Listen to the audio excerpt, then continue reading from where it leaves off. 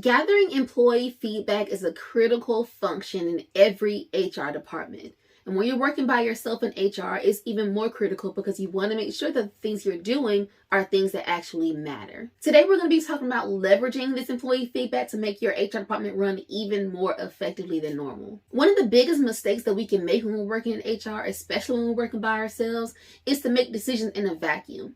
When things are happening, of course, we're going to see things on the news. We're going to see things that are happening in the media. We're going to get opinions from friends and from family and even from employees.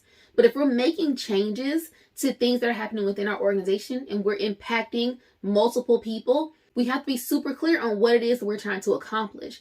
Because if we miss the mark, again, when you're working by yourself, sometimes that's one of the easiest ways to lose your credibility because you're doing things without any intent reason on why you're doing it. For example, if you know that your organization is struggling with turnover and you're at your wit's end wondering what can we do to fix this turnover problem, there are multiple strategies that you can implement, but you want to, again, look at the data. You want to look at the numbers. You want to talk to people to make sure that what you're seeing is exactly what's happening. And again, you shouldn't just make changes without knowing exactly what it is you're trying to accomplish. You can do that, but it's not the most recommended way to go about doing things. So today, we're going to be talking about ways to leverage this employee feedback and the data that you have to, again, make your department run effectively and smoothly. The first thing you want to do is determine what it is that you need to do. What is it that you need to know? So to do this, you're going to look at your numbers. You're going to look at your data. You're going to look at your people. Whatever problem it is you're trying to solve, you want to look at what metrics do you have, what measurements do you have to support what it is that you're trying to do. You want to, again, do that gap analysis. Where are we? Where do we want to be? And then what is it going to take to get there? But first, you've got to know where are you right now. Again, you have to determine what the need is. Again, too often I see people just making changes, blanket changes, out of the box changes, one size fits all changes, and that's not the best way to do things because what matters to my organization might be different than what matters to yours. It's likely different than what matters to yours. You've got to get super clear on where you are right now and determining what those needs might be. To do that, you have to make sure that you know your people. You have to know your team. In a prior video, I talked about making sure you are engaged with your organization. And that means just understanding who you work for, who's a part of your team, what matters to them. There's a lot of different ways you can do this, but you need to know what is the goal, where's everyone right now, and then where are you trying to get. Based on what the problem is or based on what the need is, from there, you're going to decide what's the best way to gather additional information. Are there conversations that you need to have? Are there surveys that you need to send out? Is there new goals that you want to measure the successes of? Again, you want to make sure you're getting super, super crystal clear of the data and the metrics because, again, you want to take the subjectivity out of it. You want to be as objective as possible, especially when you're making changes in an organization, especially when you're working by yourself, because you have to make sure that the things you do are impactful. And you want to make sure that the things that you do matter to the organization. For example, going back to the turnover issue. If I was in your organization and we knew that there was an issue with turnover, had a lot of employees that were leaving, maybe one of the pieces of information that you could start to collect were exit interviews. But beyond that, maybe again, you could do stay interviews. And you could talk to the people who are not yet leaving and ask them, why are you still here?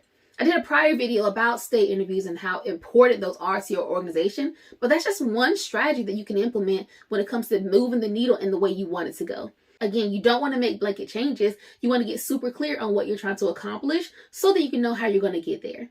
The next step in the process is to effectively and actively listen. Think about this question. How will they know that you heard them? So going back to the turnover example, if your organization have a problem with turnover and you know that the metrics are out of whack, and you also know that you want to start doing exit interviews and you want to start doing stay interviews.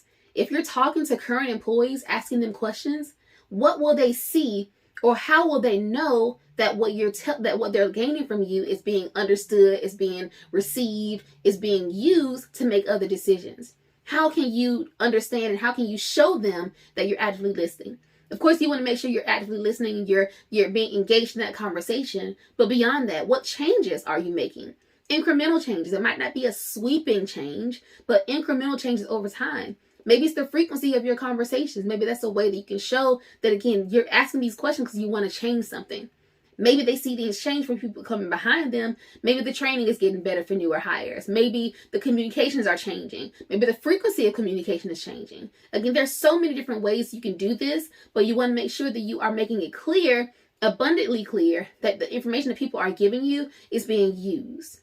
One of the easiest ways to lose credibility and to make it so that people don't want to share information with you, for them to spill their guts to you, spill their heart to you, and you do nothing with the information. That's very demotivating. It's going to make people not want to share any more information with you. So again, figure out ways to understand where you're trying to go, understand your people, be engaged with them, but also let them know that the data that you're getting, the information you're gathering, is going to be used to make the organization better. As you do these things and you figure out ways to make it known that you're using the information to better the organization, the best way to go about this is to make a plan. So figure out what are you trying to accomplish and how will you measure it? How will you know when that goal is achieved? The easiest way to make sure that you are making sure that you are making a difference is to be able to clearly identify what the goal is and how you're going to get there.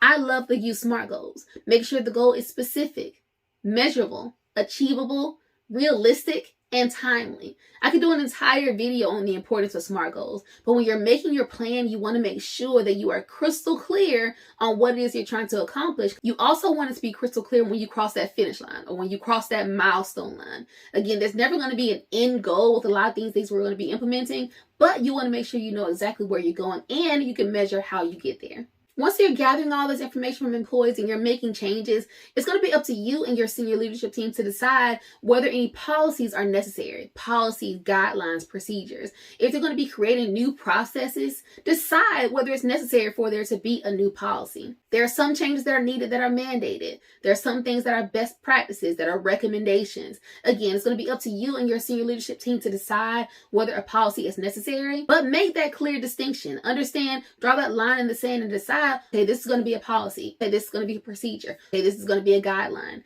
The reason for this is because you want to be super intentional and super clear about everything from start to finish. Don't do anything halfway. Don't make any assumptions. Make sure everyone is on the same page. If you need any help implementing any new ideas or figuring out ways to take employee data and employee feedback and using it to make more decisions within your organization, feel free to book a call with me at any of the links down below. I would love to work with you if I can serve you at a higher level. I hope you found this video helpful, and I will see you on the next one. Bye.